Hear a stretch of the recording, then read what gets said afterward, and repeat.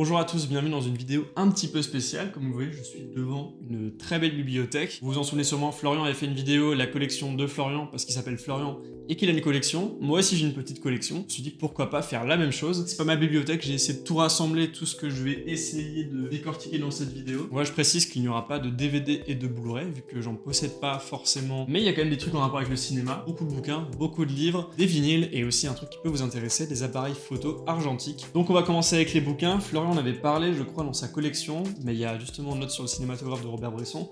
Robert Bresson, excellent, immense réalisateur français. Voilà, c'est un petit peu un recueil de ses notes sur justement le cinéma, sur sa manière de voir et de faire le cinéma. Et c'est un super bouquin pour ceux qui font des films. Et moi, ce que j'aime surtout, c'est de pouvoir...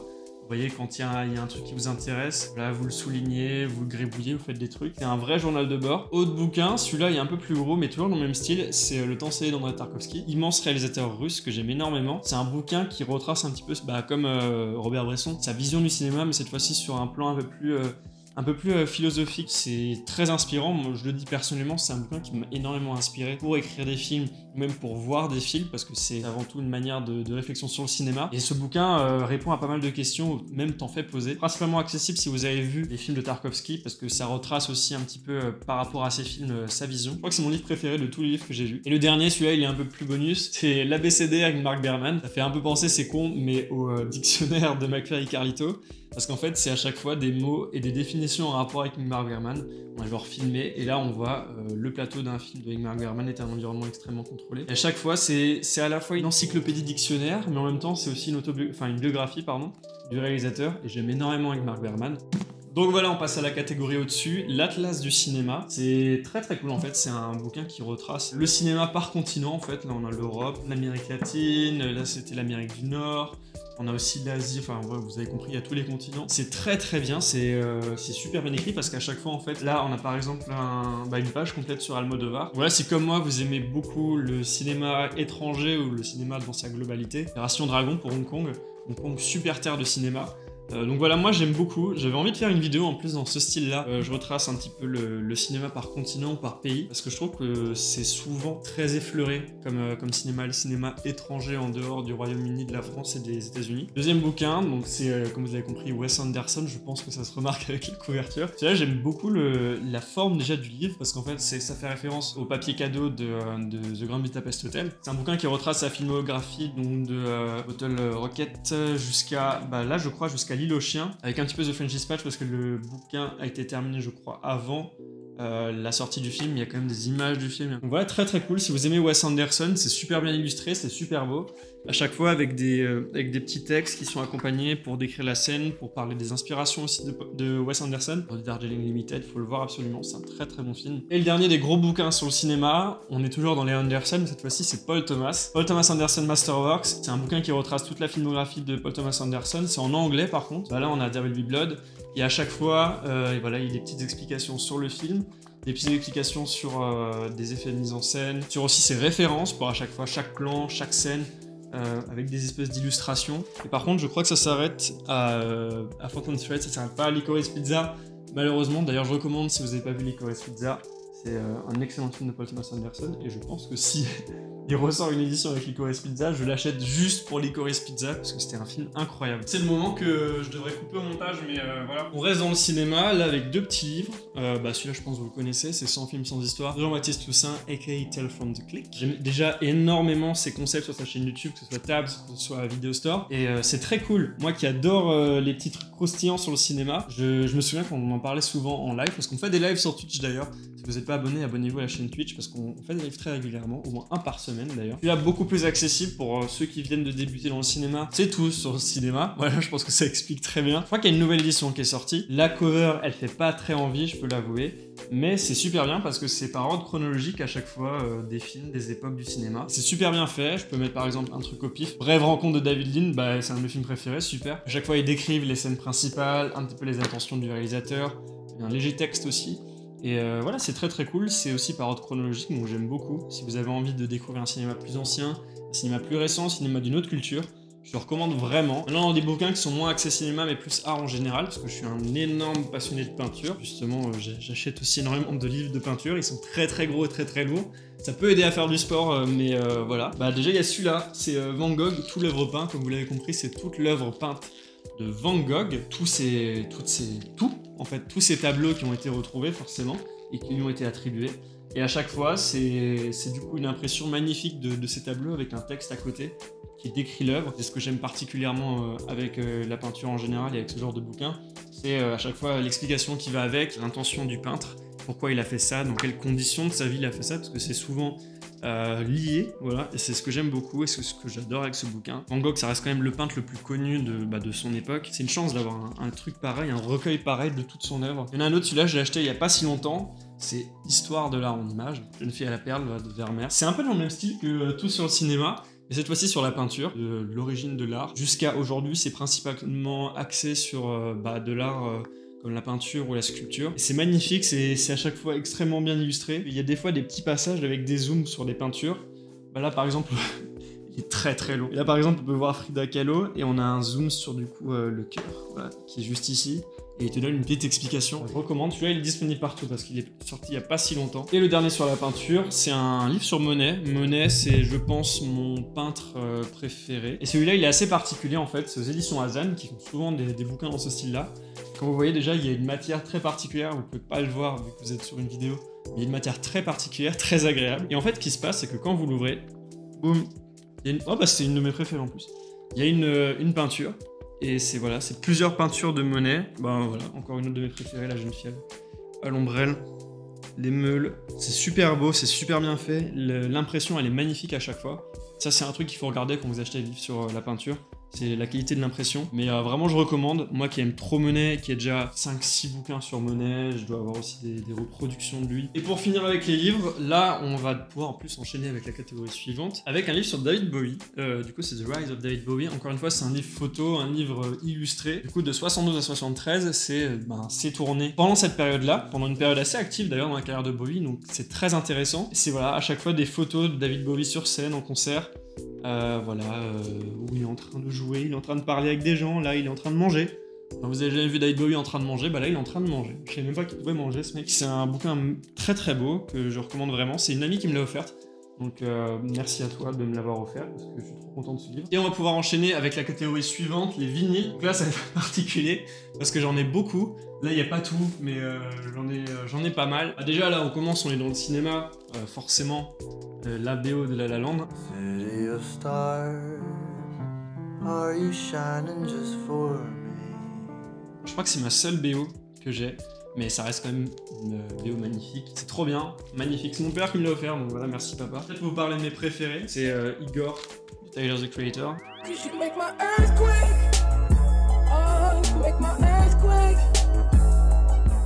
Superbe album. Encore une fois, j'essaie d'aborder ça avec le thème du cinéma, mais c'est un album très cinématographique, vu qu'on suit une histoire tout du long. C'est un album à écouter en entier, dans son intégralité. Dans mes préférés, il y a aussi celui-là d'un de mes groupes préférés, Radiohead. Moon Chap.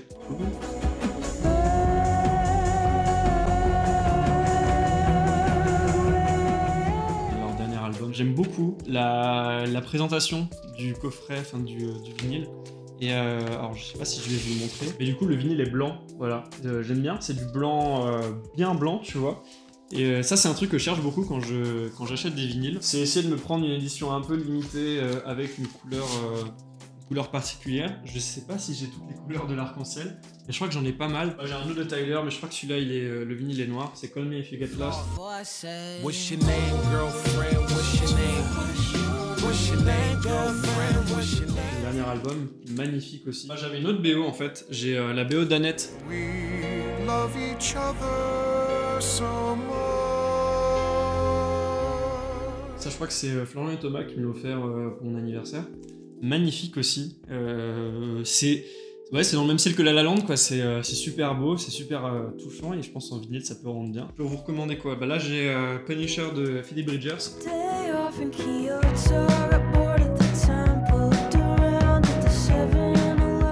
Voilà une très grande artiste que j'aime énormément. C'était mon album préféré de l'année 2020. Donc voilà, magnifique album, aussi très cinématographique dans ses ambiances. J'aime beaucoup, très bien écrit forcément. Je sais pas si vous le voyez parce que je mets toujours des films de protection. Ça c'est un truc, mettez toujours des films de protection. Ça permet de protéger les cornes de votre boîte. Parce que ça, ce serait dommage quoi, de l'abîmer. Du rock un petit peu plus vintage. Là, on a Led Zeppelin avec Led Zeppelin 4.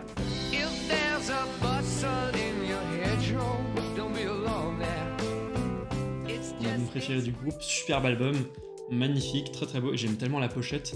J'aime bien le petit côté comme ça. Puis tu la retournes. En fait, t'as une façade avec une petite ville, un immeuble derrière. Je trouve ça magnifique. Celui-là aussi, c'était mon album préféré l'année dernière. C'est Blue Weekend de Wolf Alice.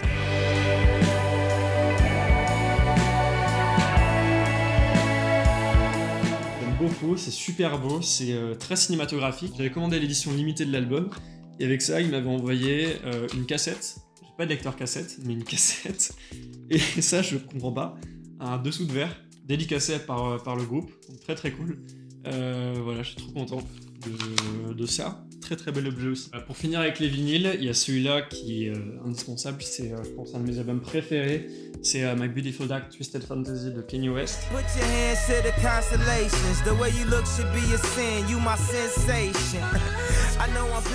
Magnifique album en général, voilà. Mais ce que j'aime beaucoup, là vous le voyez peut-être pas, mais c'est que la pochette est interchangeable parce que faut savoir qu'il y a eu des petits problèmes pour la cover originale qui était censurée, donc du coup elle a été remplacée de différentes manières. Celle-là est sûrement la plus connue avec la danseuse. C'est super beau, j'aime beaucoup la pochette. L'album en général il est magnifique, je crois qu'il est sur 4 vinyles en plus. Et dernier vinyle, celui-là je l'ai reçu il y a pas si longtemps, je crois que c'est le dernier vinyle que j'ai reçu, c'est One Slice Melody de Beach House.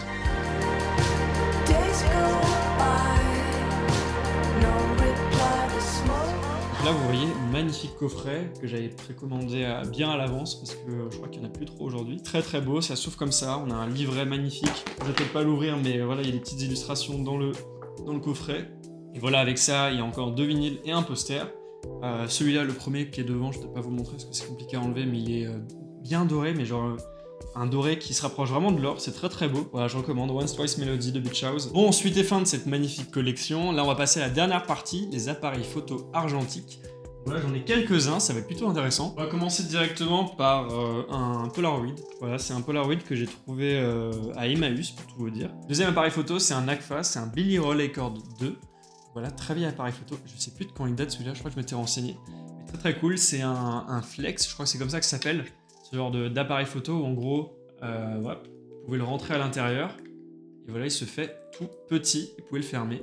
Donc voilà, très cool, très particulier, j'aime beaucoup. Il utilise des pellicules très différentes.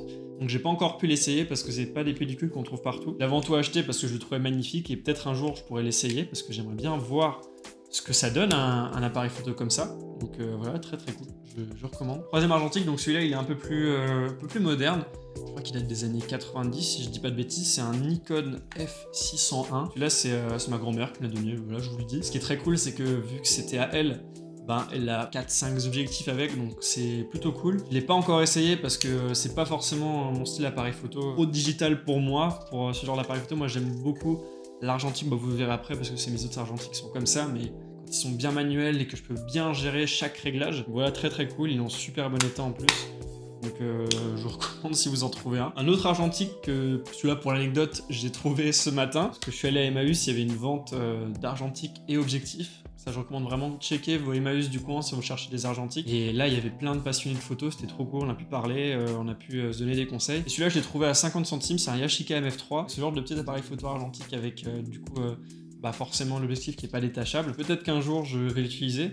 Là j'ai acheté ce matin, j'ai pas encore pu voir, mais forcément il fonctionne, donc c'est plutôt cool. J'aime bien ce genre de petit appareil photo parce que si par exemple tu pars en week-end avec des potes, t'as pas envie de transporter ton argentique, ton gros machin, et que t'as juste envie d'un tout petit truc pour maintenir tes souvenirs, au lieu d'acheter un appareil photo jetable, t'as un petit truc comme ça, tu peux en trouver justement à 50 centimes, 1 euro, 2 euros. Tu mets ta pellicule, bon la pellicule elle coûte cher forcément. Dans mes autres appareils photo et encore dans mes découvertes de ce matin quand j'étais à Emmaüs, j'ai acheté aussi un Patax MX et celui-là en plus dessus il a un 28 mm et une très belle focale. Voilà, je peux vous dire c'est un très bel optique. Je l'ai pas encore essayé forcément vu que j'ai acheté ce matin, mais il a l'air de fonctionner. J'aime beaucoup le bruit d'ailleurs de l'obtus. Et pour finir, j'ai encore 2 autres argentiques donc qui sont très similaires au MX. Celui-là c'est mon Minolta XG1. C'est un gars qui me l'avait vendu pour l'anecdote sur Le Bon Coin et je crois qu'il était aviateur, donc j'aime bien des fois demander des anecdotes sur les produits que j'achète d'occasion. J'aime bien me dire qu'il y a une petite histoire derrière, et dessus il y a un 50 mm forcément, et je crois que j'ai un autre objectif avec, et aussi un flash. Je crois qu'il m'a coûté un peu cher pour un appareil photo comme ça, il m'a coûté 20 €. Je trouve que c'est un prix qui est un peu cher, je pense que vous pouvez en trouver pour beaucoup moins cher si vous cherchez bien. Il faut bien chercher, il faut avoir beaucoup de chance, ça c'est aussi un autre conseil, il faut avoir beaucoup de chance, voilà, vérifiez bien avant d'acheter. Ou alors vous allez dans des magasins spécialisés, mais là vous avez tout de suite pour 150, 200 €. Je sais que ce truc là je l'ai vu dans un magasin à Lyon pour 150 €. C'est... Voilà, alors que vous pouvez le trouver pour 20 balles et il fonctionne. Et le dernier, je l'aime beaucoup, je sais qu'il fait pas forcément l'unanimité, c'est un AE1 programme. Alors, je sais qu'il est pas forcément apprécié de la communauté des argentiques, je sais pas comment dire ça. Forcément, ça va un peu à l'encontre de mon discours d'avant où j'aime pas forcément l'électronique, parce que là, la particularité, il peut t'assister sur différentes choses, cet appareil photo, ce que j'aime beaucoup. Mais voilà, je recommande aussi, celui-là pour l'anecdote, et c'est là où je vous redonne des conseils, c'est que je l'ai trouvé pour 8 € dans un vieil Emmaüs, vraiment il était, alors pour vous dire, il était dans une boîte toute pourrie. Genre la boîte, elle était en train de s'effriter. Il y avait de la poussière partout dessus. Je l'ai nettoyé vraiment en 2 minutes. Et regardez, si vous arrivez à voir, il est super beau. Et voilà, après, si vous voulez être vraiment sûr, je crois qu'il se revend aux alentours de 150 €, 120 €, un truc comme ça. Mais super beau. Voilà, je recommande le AE1. Alors oui, il reste encore un truc, c'est cette caméra que j'ai trouvée dans un vide-grenier pour vraiment rien du tout. Je me suis dit, autant la prendre pour accessoire dans un film. Si par exemple, on veut faire un film d'époque, on a besoin d'une vieille caméra. Et le tout dernier objet de cette collection qui est plutôt cool, c'est une machine à écrire que j'ai aussi trouvée en brocante. Je fais énormément de brocante, mais j'aime trop ça. J'aime trop trouver des petits trucs voilà, des petits trucs, des appareils photo, des bouquins, des vinyles. C'est une Underwood, donc voilà, c'est une marque assez connue. Elle fonctionne évidemment, je l'ai déjà essayé plusieurs fois. Je me dis pourquoi pas écrire un jour un scénario avec. Voilà, c'est tout pour cette collection de choses géniales que j'ai chez moi et qui prennent beaucoup trop de place d'ailleurs. Rien que là sur cette bibliothèque, il n'y a pas tout. J'accumule pas mal de choses en rapport avec l'art et en rapport avec la photographie et le cinéma en général. Dernier petit truc aussi qui fait partie de ma collection et qui est sûrement la chose que j'utilise le plus au monde, c'est l'appareil photo qui filme justement cette vidéo, parce que là on n'a pas la Blackmagic pour filmer, j'utilise mon appareil photo, j'utilise pour faire des photos. C'est un Fujifilm X-T3, c'est un plaisir au quotidien de prendre des photos avec, je vais vous en montrer là, voilà, qui vont arriver, j'aime tellement cet appareil photo. Et pour finir cette vidéo, pourquoi pas vous faire une petite mise au point sur la chaîne YouTube, parce que là vous vous dites, ouais, il y a une vidéo tous les 3 mois, ou qu'est-ce qui se passe? Pour vous dire, ces derniers mois, on a eu pas mal de petits trucs. On a tourné Gorniki, le film de Thomas, donc c'était assez prenant, ça nous a pris beaucoup de temps, et on n'a pas forcément mis notre temps dans le montage ou la réalisation de vidéos pour YouTube. Et puis ces derniers mois, on s'est dit, est-ce qu'on va se remettre petit à petit, est-ce qu'on va s'imposer un rythme ou pas? Moi, j'aimerais beaucoup qu'on recommence. Là, j'ai plein de vidéos. Là, il y a cette vidéo qui est tournée du coup sur ma collection. Il y a une vidéo que j'aimerais bien faire sur Agnès Varda. Et je sais que Florian et Thomas aussi préparent d'autres vidéos. Puis là, ça va être l'été, donc on aura plus le temps de se voir. Voilà, on retournera des vidéos dans l'ancien décor. Ça va être très très cool. J'ai trop hâte. Et en plus de ça, si jamais vous voulez vraiment votre dose quotidienne de divertissement, vraiment, j'ai envie de me foutre des baffes quand je parle comme ça. Mais on a une chaîne Twitch, on stream au moins une fois par semaine. Là, vraiment, on commence à être actif. C'est tous les vendredis soirs, voire tous les jeudis soirs. Voilà, je vous recommande, il y a le lien qui est dans la description. Et qu'est-ce qu'on fait sur ces lives? On parle de cinéma, on réagit à des films, des courts-métrages, on joue à des jeux vidéo avec vous. Donc voilà, c'est tout ce que j'avais à dire. Là, il fait très chaud, donc je vais aller me baigner. Je repars pour de nouvelles aventures. Ciao!